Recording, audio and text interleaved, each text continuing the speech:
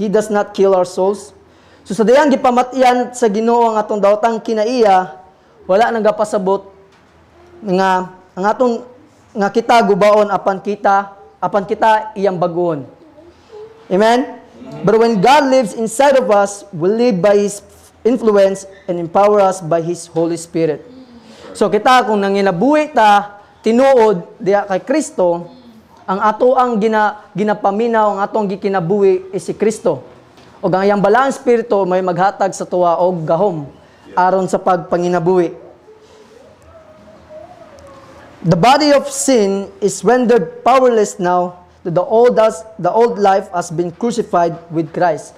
So ang ato ang kinaiyang daotan, o atong daotang kinaiya gipakamatyan ni Jesus diya sa cross, og kini namatay kauban sa cross.